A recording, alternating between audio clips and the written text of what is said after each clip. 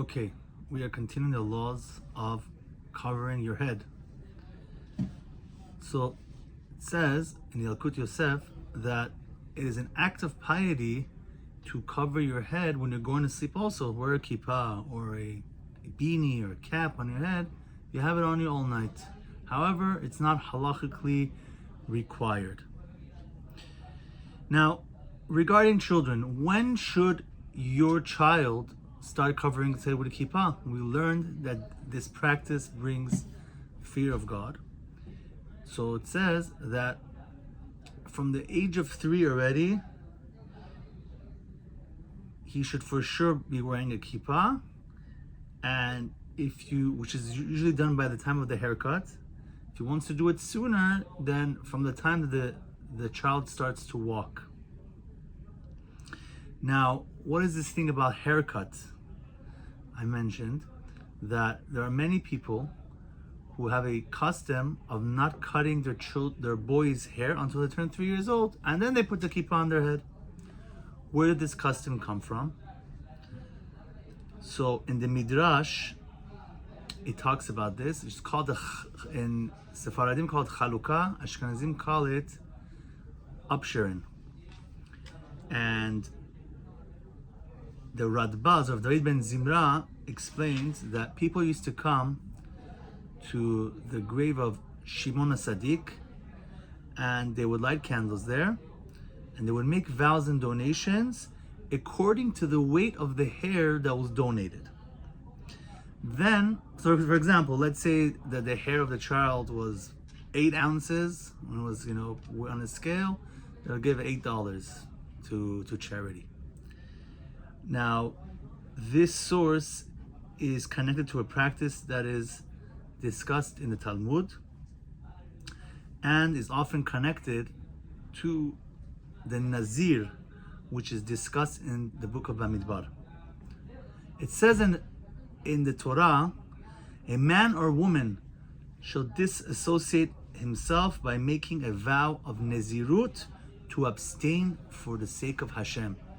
Being holy does not mean that you live your life as a monk, separated from the whole world your whole life, not getting married, which is what priests do, and other silly people.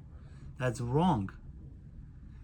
However, temporarily doing such abstaining in certain ways that the Torah allows is a good thing, but it's again only for temporary times and not for your whole life.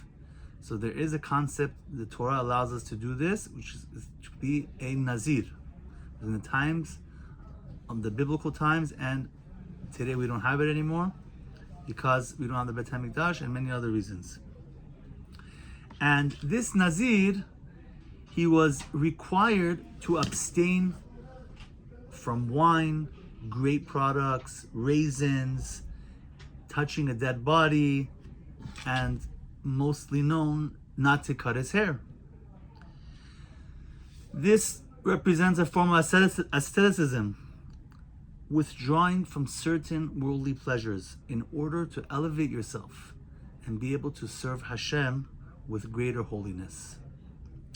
The Gemara relates that Shimon HaTzadik said, "In all my days, I never ate from the sacrifice of a nazir who became impure except for one." Shimon HaTzadik was a Kohen Gadol. And he relates the story. I'm going to relate the story of what happened here. Once there was a boy who was a nazir, and he's from the south of Israel. And Shimon HaTzadik saw him and he said, what's with your hair? It's overgrown. It's such beautiful hair. Why don't you take care of it? And he told him the whole story. He said that he was a shepherd, and one day he was getting water from a spring and he saw his own reflection at that moment, meaning until that time he didn't know how he looked like. He didn't have a mirror or anything like that. And he realized how handsome he was, and he got a inclination to do bad things. So he decided that he is going to become a nazir, which also involves the process of shaving your head, and then there's a part where you don't cut your hair at all. And he told him the whole story, and Shimon HaTzadik kissed him on the head and said, "May there be many more like you in Israel." Now, a nazir who became impure, meaning if a nazir touched an impure corpse, which is not allowed to do, he has to do purification and to bring special offerings, which included birds and lamb. And some of these sacrifices were eaten by the Kohanim. Shimon HaTzadik, who was a Kohen, wouldn't eat. He doesn't have to participate in all of these sacrifices. He didn't eat those meats of people who thought that their sacrifices were insincere.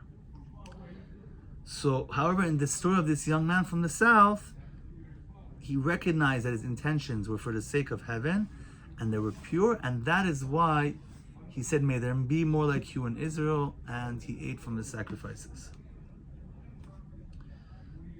So, because Shimon HaTzadik cherished this mitzvah of shaving one's hairs for holiness and then growing it as a nazir does, the custom began to go to his gravesite and cut the kid's hair when he turns 3 years old.